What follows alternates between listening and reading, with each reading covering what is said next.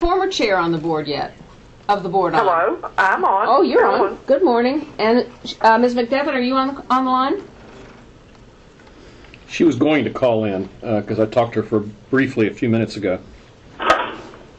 This is Judy Solano. I'm just listening in. Excellent. Judy. Mr. Chair, you have a quorum. You want me to call the roll? Yeah. The meeting of the trustees is called to order. Mike, why don't you go and call the roll call? Alrighty. Is Mr. Edwards on the call? Mr. Dasberg? Here. Ms. Duncan? Here. Ms. McDevitt?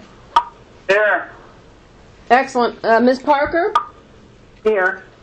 Mrs. Roberts? Here. Mr. Stavros? Here. I'm sorry, I thought you asked me before. I apologize. No, that's good. And Mr. Tripp? Here. And Mr. Chair, members A.J. Meyer, John Temple, and Dr. Judith Solano are also on the call. You have a quorum. Oh, thank you. Now, do I hear a motion to approve the minutes of the January 29th meeting of the committee? So moved. The second. All in favor say aye. Norman Tripp moved. Okay. And who seconded? I did, Carolyn Roberts. Okay. Is there all in favor say aye. Aye. Any opposed? And the motion carries. Moving to the third item on our agenda, we need to have an efficient and effective method to interview the two applicants who has timely applied to the FIU Board of Trustees vacancy, and both of them have had long-term affiliations with the university. One is Joseph Louis Caruccio and Lawrence Kahn III. You have their application in your committee meeting packet. In addition, we will soon be engaged in locating suitable applicants for a large number of trustee vacancies to the Board of Governors, which need to be filled in January 2010. That too will need to be accomplished in an efficient and effective manner. I suggest we address that issue at the next meeting in June. The Florida Department of Law Enforcement background check was run on both these individuals as required by our procedure. Mr. Caruccio's check confirmed that in January, DUI that he revealed in his application has been dismissed, as he stated in his application that it would happen, and nothing adverse came in Mr. Khan's background. What I'm proposing here is that we have two of our committee members separately interview the two applicants. I suggest that we have two somewhat local FIU members interview them in order that it will be possible for the applicants to be interviewed in person. However, I do not want to rule out the possibility of a phone interview if that process is preferable by the committee member. I further propose that the two committee members interviewing Mr. Caruccio and Khan be Mr. John Dasberg and me. And if John is willing to do so, John, if the committee adopts this approach, would you be willing to interview these two candidates? Yes. Okay. Thanks, John. I believe that this approach would be an effective use of our time and resources. If the committee agrees to this approach, then John and I will report back to the committee at the committee meeting of the June Board of Governors meeting. And the committee would then take a vote to recommend one of these individuals to the full Board of Governors in the June meeting. Before I ask for a motion to the effect, is there any questions or discussion regarding this matter? This is Norman Tripp. Yes. I don't object to that. So my suggestion, Zach, is not an objection. But in thinking about this, I asked, some people that have done that, and I'm thinking because I know we have some 22 people or something coming up. Yeah, that'll be discussed at the next meeting. We can only discuss about the two candidates at the FIU right now. One of the things that somebody suggested to me was we might want to consider having the candidates do like a television interview. I think we can hook them up from each university to wherever we would be meeting, and we could do interviews that way without having to have the people come and appear in person before us. Is that possible, John? John Delaney? I'm sorry, Norm, I just stepped away for a second. Could you repeat it?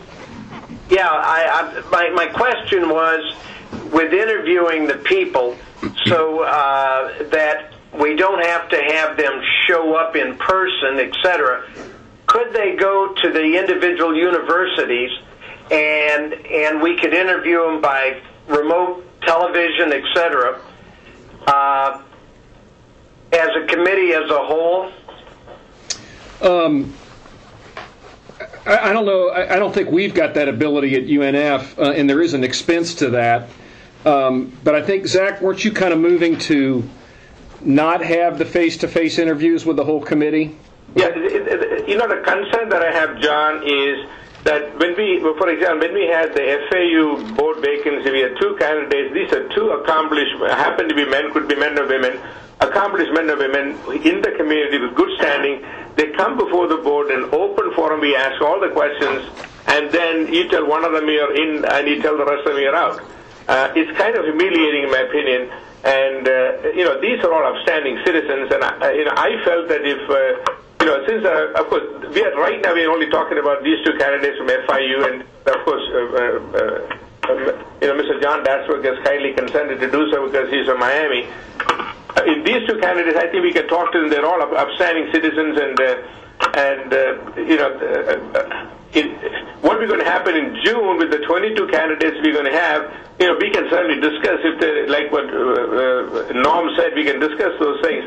My only concern is that how is it feasible to get, let's say there are 10 members or 20 members to be interviewed, from one university, to put them all in one room. Maybe it is possible, but I don't know how. I'm just thinking loud. Yeah, no, Zach, I think you're 100%. Mr.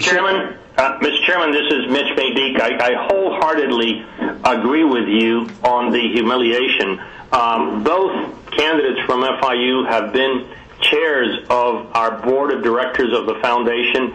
They have worked from directors to chairman to vice chairman. They worked themselves all the way up.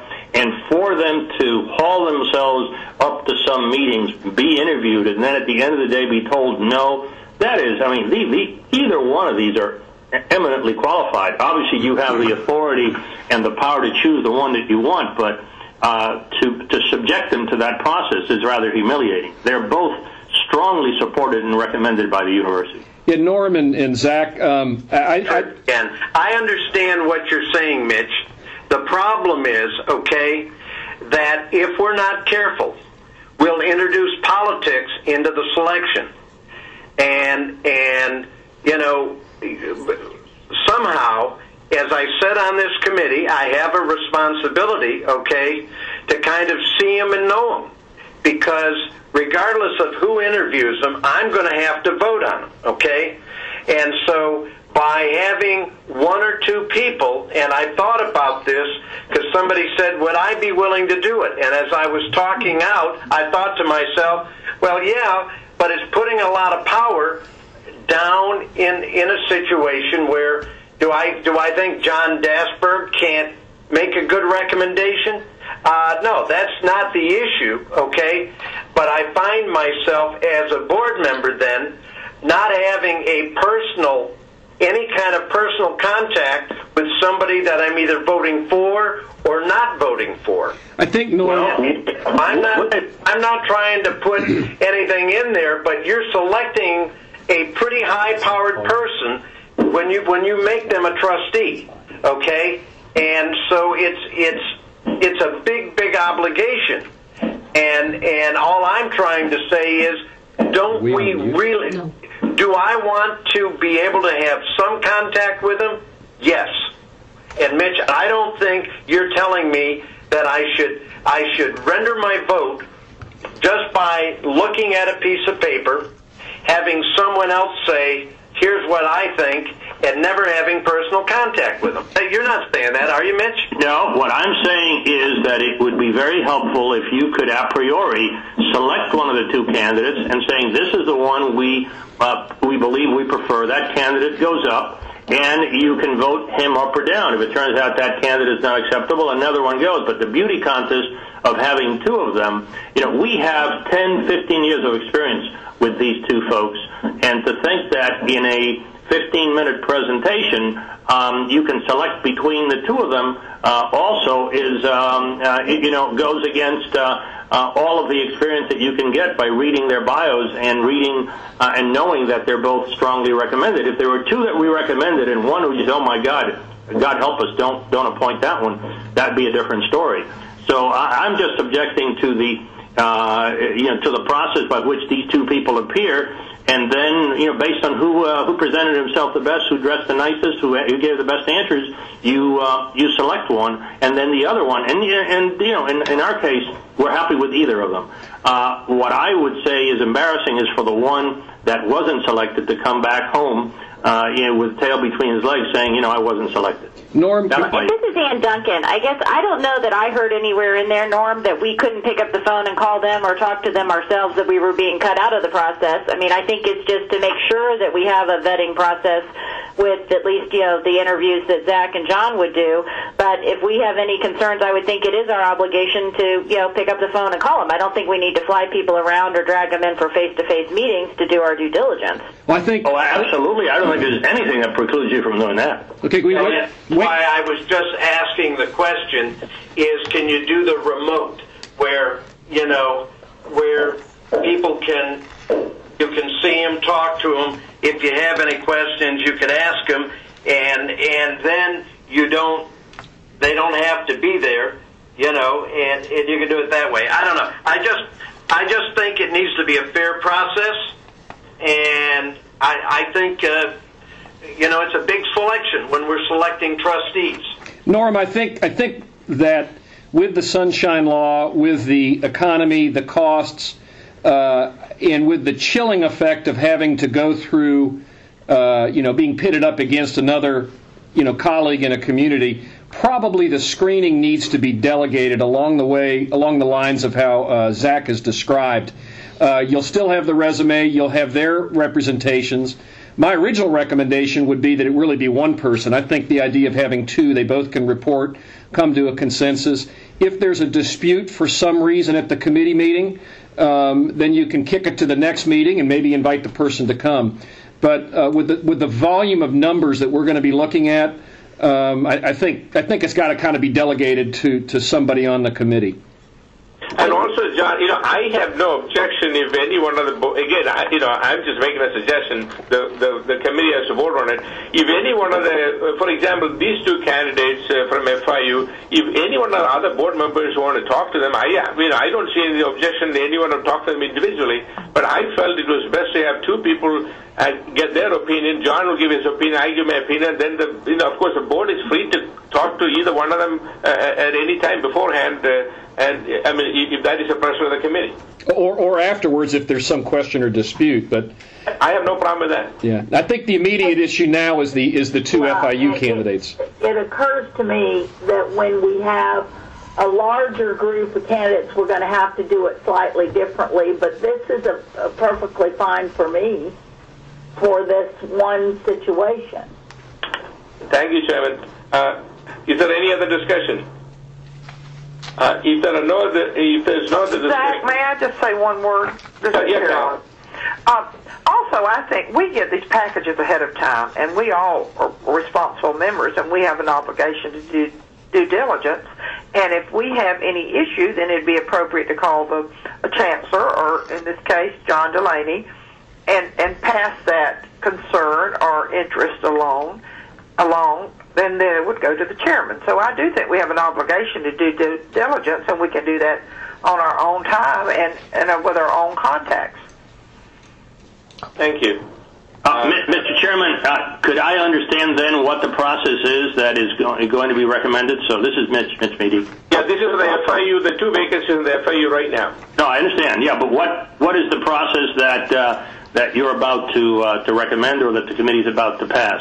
Okay, well, what we're going to propose is these two candidates will be interviewed by Mr. John Dasberg and me, and we would make a recommendation to the next meeting. Excellent. Okay.